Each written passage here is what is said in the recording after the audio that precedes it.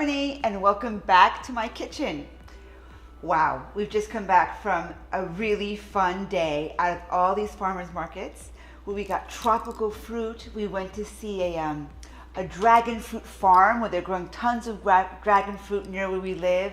We went to this winery in the middle of nowhere where there was some great tropical wines, kind of exotic wines, really fun. And we came back with a bunch of kale and sun-dried tomatoes and peppers and all these wonderful things from the farmer's market. So we have 8 people staying here tonight, and everyone's got different needs for their menu. Someone's allergic to this, someone doesn't like this.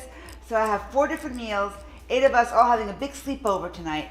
And what does everyone like though, however, is a kale salad. Anyway, we have these great kale, delicious peppers, great cucumbers, which I'm gonna put in the salad. And I love doing that to smell them.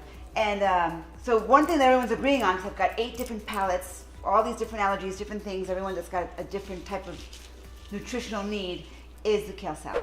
So kale salad, you really can't go wrong. It's a easy, delicious. The other day I made kale pesto, and it's a really easy salad to make. Everyone loves it.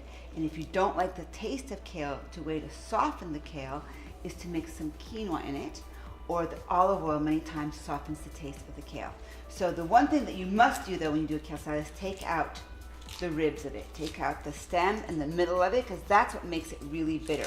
Now, in Switzerland, they use this, right? They use the stem. For some reason, they put it in their soups, but we throw it out and la basura we go, because this is what makes it kind of bitter. My husband doesn't like, we don't use this in the juices either, unless we're in Switzerland. And also cutting it up in tiny little places, sprigs like this, tiny little pieces, softens. For some reason, the juices of the kale come out that way, so it takes that bitterness out. So that's it for that. And in here, I'm going to use what I have. I always say use what you have. We got some delicious yellow peppers at the farm stands. We got some great cucumbers, a little bit of tomato, a little bit of onion, and sometimes what I do like to add is red onion besides just sweet onion in here.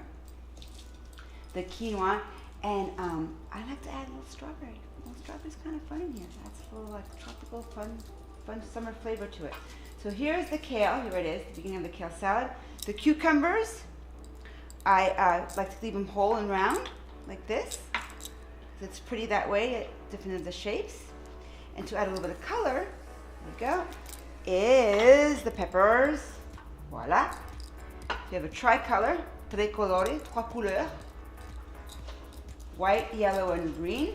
And to keep this really, really easy, we just put salt and olive oil. That's it, really nice olive oil and salt. You don't need to have a big vinegar or a balsamic. The olive oil will soften the flavors up and make it just nice and delicious. That's all you need. So here's my favorite olive oil. Voila. Très bon. Smells like friends. And a little bit of Himalayan salt, which I have over here. Salad's done. Voila, très bon.